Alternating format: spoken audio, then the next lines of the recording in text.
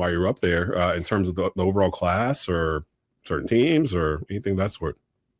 Yeah, I think that generally we could sit here and say that the athletic testing was through the roof, and that seems like that is a huge positive for this year's class, a year that it's been regarded as like a weaker down year, but not a lot of participation. I don't want to make that out to be some sort of big problem issue, but I think that the declining participation does beg the question if there are going to be sweeping changes for how it's formatted. Do they expand the invites to guys that are looking to impress and to build on their stocks? The major takeaway is always the interviews, which none of us are present for. We're not able to get access for the team interviews that happen between these prospects and these franchises. But I do think that the participation continues to be spotlighted, and I give credit to many of the big name prospects like Sonny Styles and Arvell Reese and Jeremiah Love, who chose to go out there and test despite the fact that they had no reason to do so. Stu, you got any questions about the combine? We got Joe Deleone in the house from the Ruffino and Joe show here from Believe Podcast Networks. No, man, I thought it was you can hear me, right? Yeah, there we go. No, I thought it was obviously the athletic talent there. Seeing guys like Kenyon Sadiq, I was really, obviously it wasn't a shock, truly, but to be able to, do it on a national stage like that, for those guys, you can see it in some of them, they just want to go out there and compete. And if you're an NFL scout, that's one of the things you want to see, right? It's not necessarily about what you're running, how fast you really are in the 40 and all those types of things. That's a cherry on top, right? But really what you're there to take in is, how big is this guy in person? What is his personality like?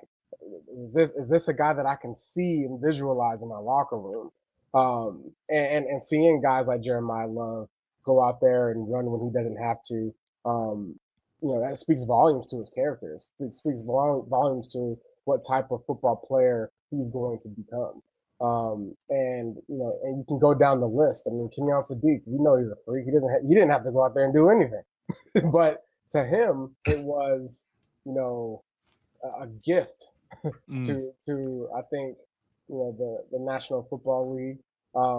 Because when you talk about excitement, when you talk about features of the game that brings attention and fanship to this game, people love to see strong men run fast. They want to see them jump high. They want to see them jump far, and that's part of the product. So I think the NFL definitely got their money's worth.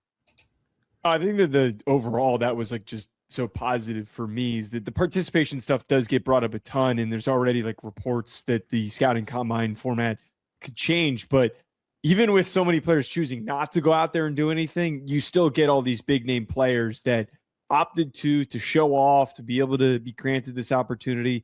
I think overall, you listen to some of these players speak on their desire to go out there and perform, just comes from the fact that it's all part of the dream. You grow up watching the NFL Combine. All these guys are a little bit younger than me, around my age. And I remember growing up just being blown away by getting to see it. And it feels like there still is a pretty strong connection between the top prospects in the class and the willingness to go out there and show off the skills that they have. Joe Deleone in the house from Ruffino and Joe here on the Believe Podcast Networks, joining myself and Jonathan Stewart. One of the things there's two things that I feel like, really there's a couple of things that I feel like Carolina really needs to go into next year. Me personally, I would love it. And I would like to think Dan Morgan is sitting at home at night, just kind of thinking about this, like just sitting in his recliner, just like, ooh, what if we get this guy? What if we get that guy? Mm-hmm. I would like to think he's focusing on linebacker. I would think that's where he wants to go this year. He got Bryce another toy last year in Ted McMillan. At the time, I was kind of like, oh no, what are you doing? But the longer I thought about it, it's a top 10 pick. You probably should pick somebody who's going to touch the ball. Somebody's a game changer. Ted McMillan was definitely that. Ended up being offensive rookie of the year. So clearly Dan Morgan knows what he's doing. Who's the linebacker in the top 30 picks or so? We're picking 19. Who's the inside linebacker specifically that you can think of that would be a great fit in Carolina? Not to say we're looking for a John Beeson, Luke Kuechly, Dan Morgan type. That would be nice, and I don't know if that even exists in this draft. Those are kind of unicorns, but who could be somebody that could come in and actually be the next middle linebacker for Carolina? Does that even exist in this draft? I think that there's two in the first round that can fit that need. And first of all, every single time that I've done a mock draft, I did one today for my draft show over at A to Z Sports. And every single time I do one for the Panthers, it always kind of comes up, okay, I need to find a good linebacker for them. Previously, a while back at the beginning of this draft cycle, it was really easy to project Sonny Styles, the Ohio State linebacker. And I think that's a best case scenario. Maybe it's a thought of if he slides a little bit, he's there at the back end of the top 10, maybe a decision to go up and get him because he's one of those few blue chip, rare athlete prospects in this class. Styles is just an otherworldly player in terms of what he brings to the table, his length, his range, his close down speed, and his instincts took a major step forward this past year, making him even more desirable. This is not just a guy who is a great athlete who's aimlessly wandering. This is a player who is unbelievably quick trigger and decisive, matched with the fact that he's built like a pterodactyl. He's that big at 6'5", 240 with the arms that he has. He runs a 4.46, which is unbelievable as well. But I just don't think he's gonna be on the board now. I feel like there's too many teams in the top 12 picks that would desire his services. Guy who didn't participate at the combine, it's got a little bit of an injury history, a player that I think makes sense and was in my mock draft today for the Panthers. I like CJ Allen, the linebacker from Georgia. I don't think that he is going to be as sideline to sideline fast. I think he's more of a quick change of direction player and does well enough between the tackles. He is your pure prototypical Mike linebacker in the current age where he's not 260, but he flies and he is diagnosing plays before they happen. He is meeting players in the hole, and you see the vision and the way that he's able to read everything as it's going down and breaking down in slow motion to make plays at the line of scrimmage. And I think the other part about him that's really impressive is that the ability for him to generate force in such short areas. It's not talked about enough. He is able to close down. He's able to barrel through blockers and clear them pretty quickly in order to still make plays on ball carriers. He's got solid instincts and coverage as well. I think, to me, having a guy like that with a good defense with some good pieces but inconsistent play, a guy like that takes you from inconsistent to great. And CJ Allen also talked about a little bit how he was responsible for being able to make calls and decisions on the field. And to know that you're getting a quarterback in the middle, that is just an unbelievably valuable thing. I think if Sonny Styles isn't there, which he probably wouldn't be, taking CJ Allen in the first round would be a really, really smart choice. Yeah, I figured they'd have to go up for pick 19. They'd probably get up into the top 10 to get Styles, right? Yeah, probably. Yeah, especially after that combine. Yeah, because he killed it at the combine. I heard his interview went great. Everything with his vertical leap, his 40, everything was just off the charts. I guess you could call him one of the freaks of the combine. Plus, like, there's always two or three that just do something that you're just like, oh God, I didn't realize he could do that. The tight end at Oregon, Sadiq, Stu's been on him. Of course, he's an Oregon Duck, but he's been talking about him off and on all year. I've seen him kind of attached to us too, but he also seems like the type that's going to be long gone before we pick at 19. And the Panthers already have like 4 tight ends or something on the roster. Like, it doesn't feel like something that they would go do. But if something happened and he slid down to, say, I don't know, 15 or something, he's still sitting on the board. Dan Morgan seems like the type of guy that would jump up and go grab him real quick and just give up a third just to move up and get that guy and then figure out the rest of it later. Odds of Sadiq slipping, or is he that good of is he the best tight end in this draft? Without a doubt, he is 100% for me. Yeah, I know. Jace, too, you agree with me on that one. Hey, Joe, if you would have said anything, other, I would have jumped through this camera and beat you up. See, I believe that. I fully believe that. I mean, I've heard he's a freak. But this is the thing. This is the thing that people don't know. I mean, I guess the coaching staffs know now since they've had the combine and interviews. This is a guy that's not just a football player, right? He's a bit of a football mind. When you talk about Dan Morgan types of guys, Desmond, this is that type of guy. This is a football player that loves football, that knows ball through and through. He knows what he's doing. He knows what the ball carrier is doing. He knows what the X is doing, what the Y is doing, what the Z is doing, what the quarterback's doing, what the left and right tackle's doing. He knows ball, right? When it comes to positioning himself on the field, I feel like this is a guy that can adapt quick, right? You talk about, these guys in this draft, which ones can be day one starters. he could potentially be one. You know what I'm saying? Because what does a tight end have to do? Block. Yeah, you got to be able to block, especially in today's NFL. Yeah. And my boy has all the leverage in the world to block. Okay. He's been and he puts on a clinic every time he's out there on the field. Last year, he made these college boys look like college boys. Exactly what they are. See, right? We're talking about all these prospects that we're not going to get.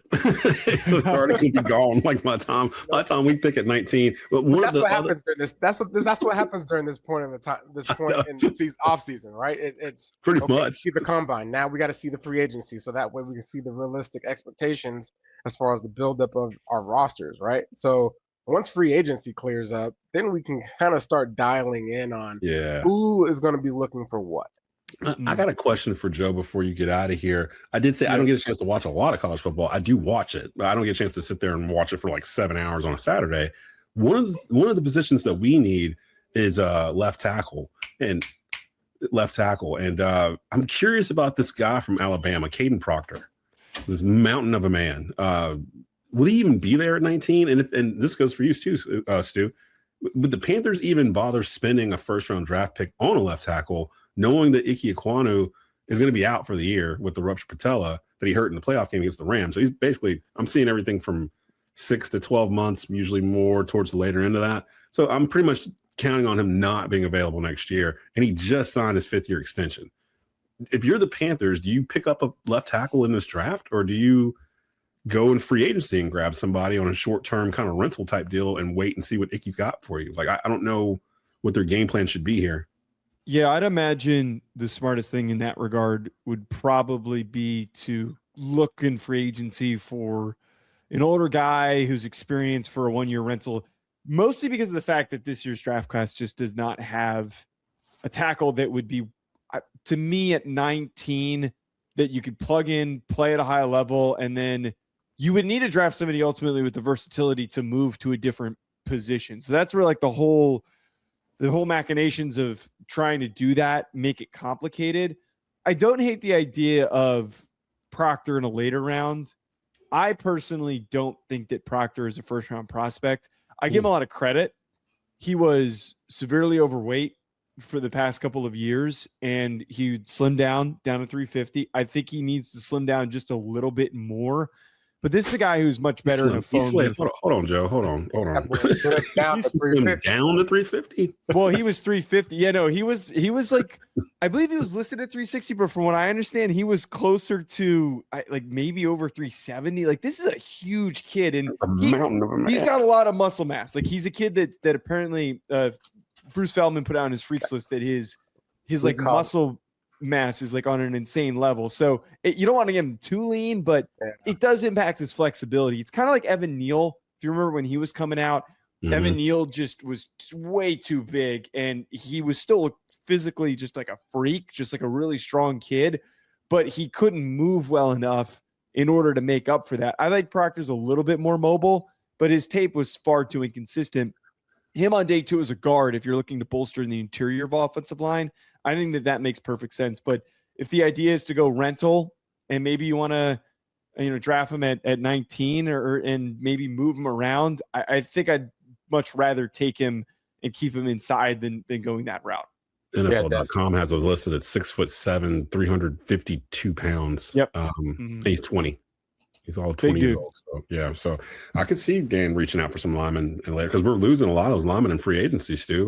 There's like 4 or 5 of them. They're going to be free agents that all of them played. Like literally all of them had playing time. So it will be curious to see what Dan does to retain some of those. We don't really have a free agent that we're going to put a tag on. I don't see anybody that's on our list that Dan's going to put a franchise tag on. And then running back. Like this class of running back doesn't seem as strong as the previous like 2 years. The Panthers have a weird situation where they're going to let Rico Dowdle go. Jonathan Brooks has not played meaningful football in 2 years now going on since he was at Texas. And they're hoping now, Stu, you said you've seen him in the building. Like you've talked to him, you've seen him. Like, so we're hoping that he's going to just slide right into Rico's spot, and it'll be, he gonna be sliding. All right. He going to be sliding.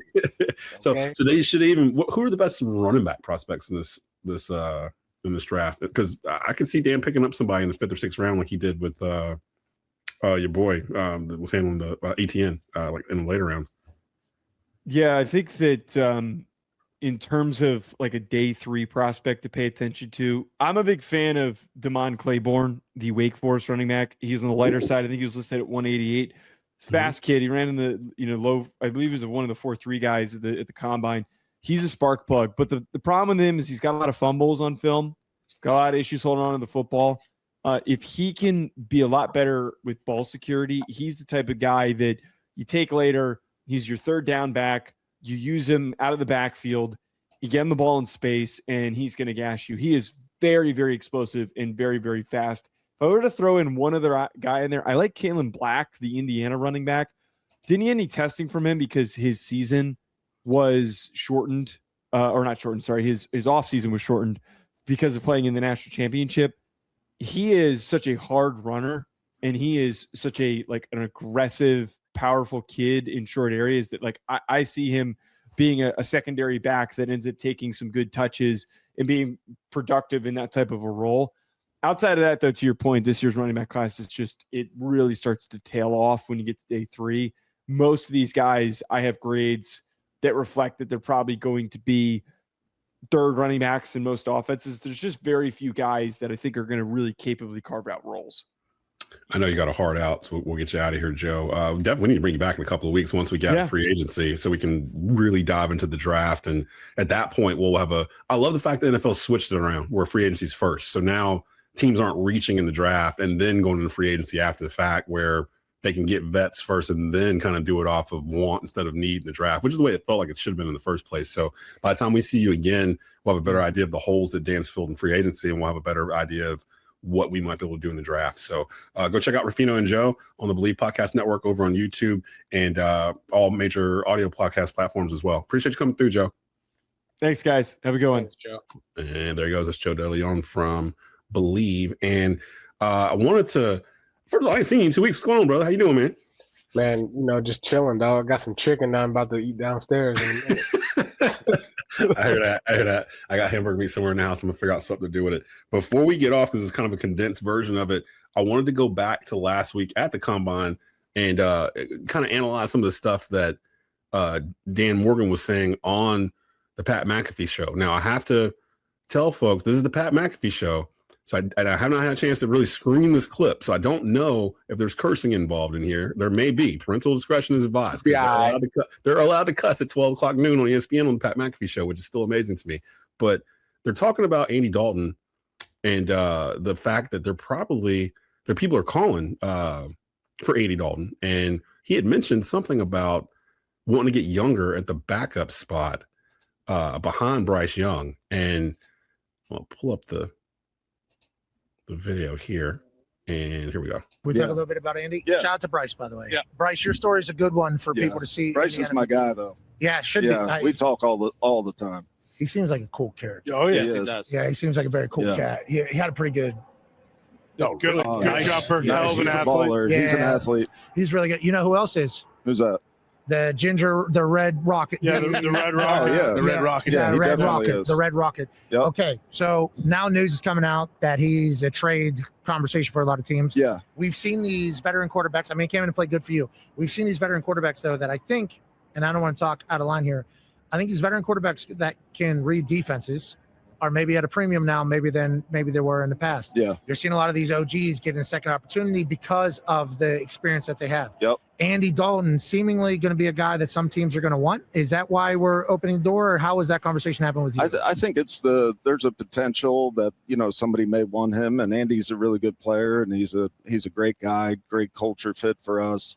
I haven't talked to any teams about a trade, but I think if the possibility did come up, that I would talk to Andy, give him that option, and let him, explore a trade. So, thoughts on that, Stu? Because I think they had mentioned before that they were fine with going younger at that spot, and he did shut down later on in that comment. They mentioned Anthony Richardson and would they trade for somebody like that, and Dan, to his credit, said no. We need to build in the draft. We wouldn't be trading picks to bring in a player. So he kind of shut his hand a little bit in terms of what they want to do. Do you keep Andy Dalton if you're Dan Morgenstern? Like if you're the GM of the Panthers, do you keep Andy Dalton one more year, or do you try to get younger at that spot? I mean, it just depends, right? Whatever your appetite is. I think, the name of the game is development. A lot of this, as far as Dan and Dave, they have an opportunity to bring in guys and raise them, right? They're still young in their process. So there's a lot of value in having a veteran quarterback in the room, right?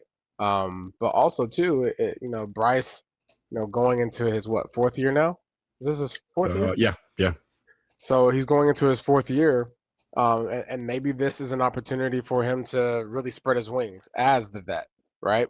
And take it upon himself in the sense of going to that next level in the sense of leadership, having a younger guy in that room that he has to, lead the way for, and how to be a pro.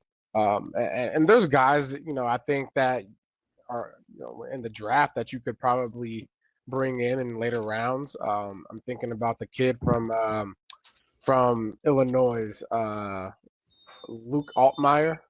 Guys like that, as the draft progresses and we get closer to it and whatnot, we're gonna start seeing more finite details about certain guys, and we'll do our research. But you can find a guy later in the rounds in the draft.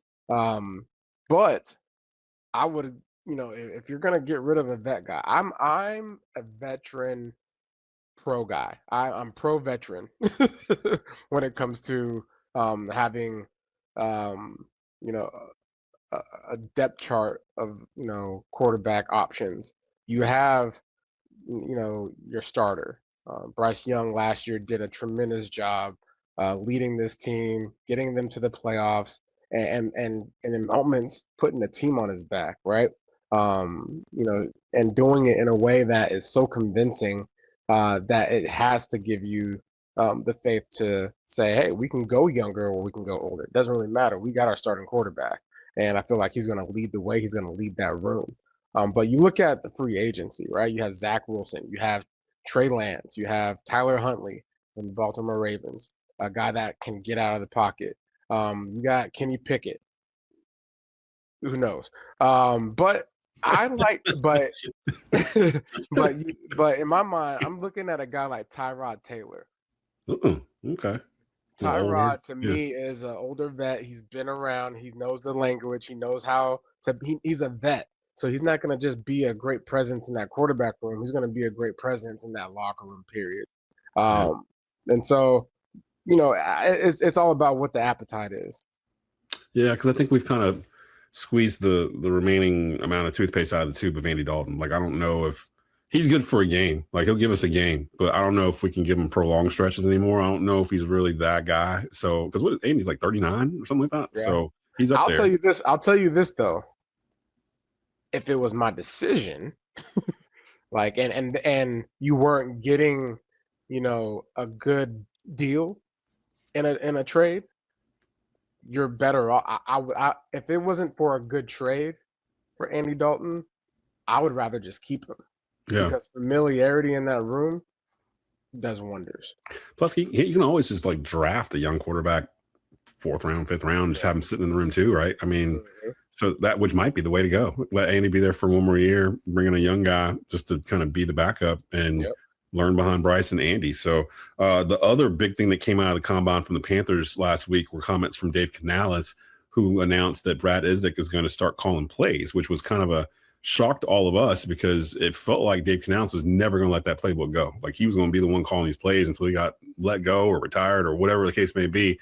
But something happened at the end of the season going forward where Dan actually mentioned it in that interview on Pat McAfee's show where he said that it wasn't something from him, that Dave came to him and said he's going to turn it over to Brad because he wanted to do more head coaching things instead of worrying about the playbook. And there was times during this season where me and you talked about play clock. Like there were situations where they messed up with the clock and wasted too much time and this and that and third. That might be because Dave was more focused on calling the play than worrying about the 15 other things going on the field. Like, yeah, for sure. I don't think people understand that.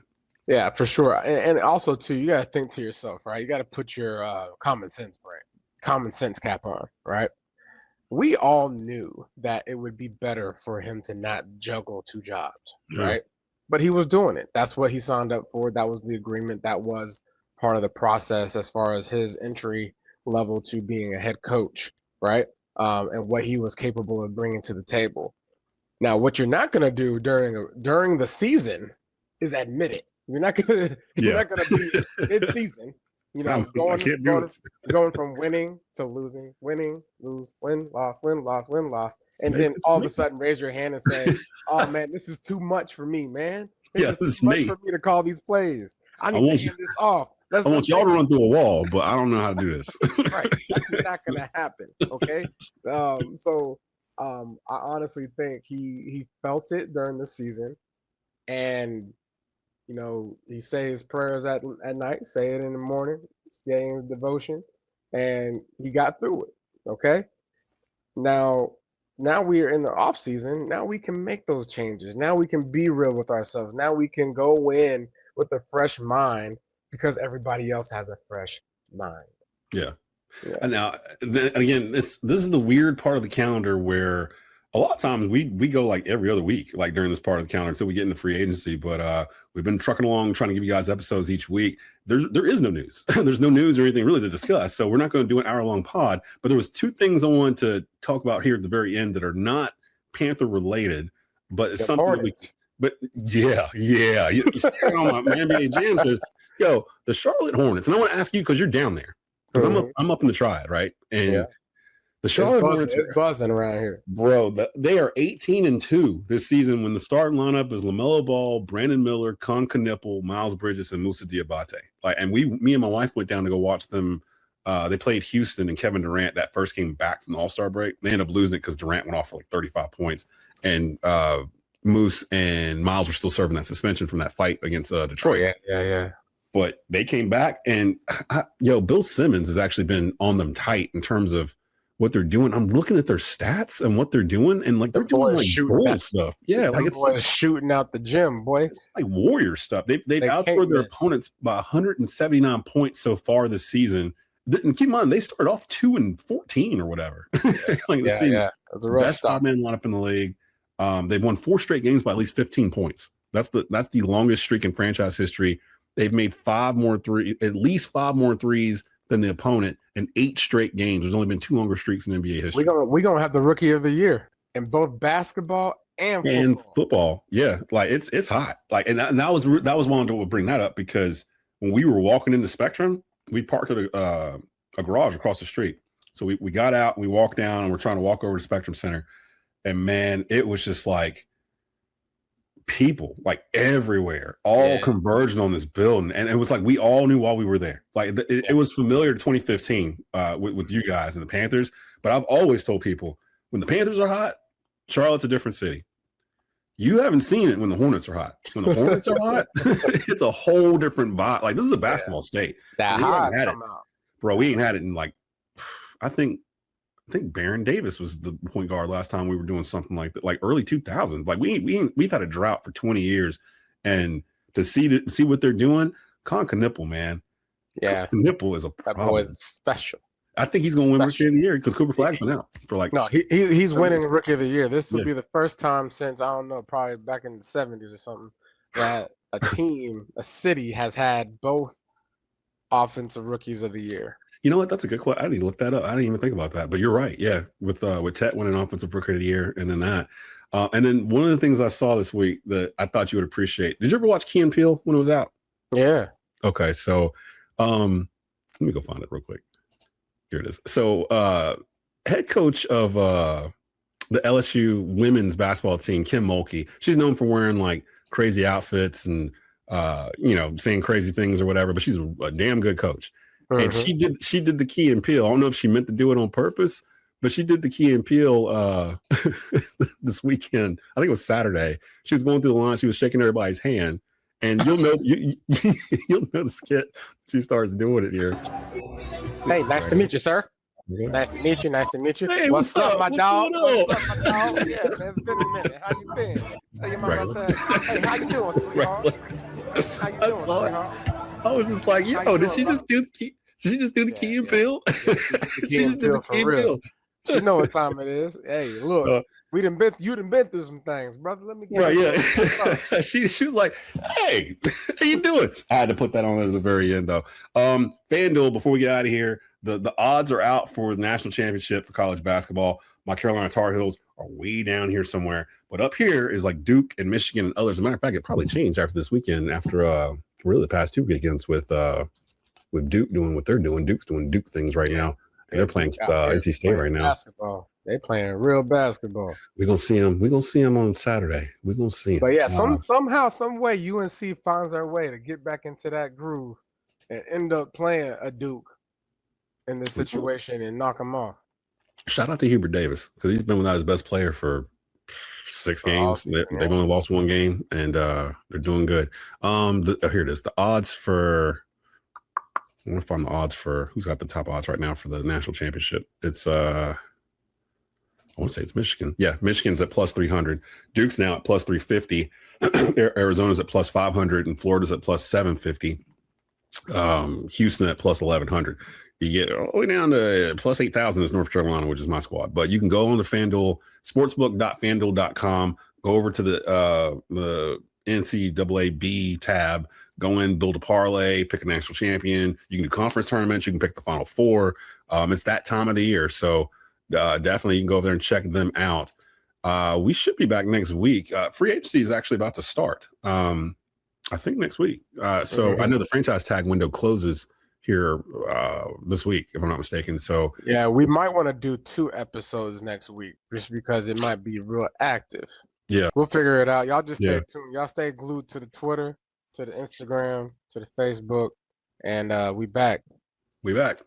So next up, it never stops. And Dan Morgan, we trust. It's Dan Morgan season. So yeah, it's Dan Morgan season. You know what time it is. It's time to season that chicken. I'd start cooking. Yep. See, you talking about that chicken. You got go on and get that chicken, man. I got to figure out what I'm doing too. We'll be back later on in the week. So appreciate Joe Deleone for coming in from the Ruffino and Joe show. Definitely go check them out. They have a really good podcast on Believe, and they have like huge numbers this past year in college football. So check them out. Me and Stu will figure this out. We'll get back to you guys in the middle of free agency week, because more than likely most of our signings are going to come day 1, day 2, like just like real quick. So we'll be able to react to those as they come in. So for Jonathan Stewart, this is Desmond Johnson. You've been watching and listening to Believe podcast, Believe in Panthers podcast on Believe Podcast Networks, brought to you by the fine folks in FanDuel. Keep on it.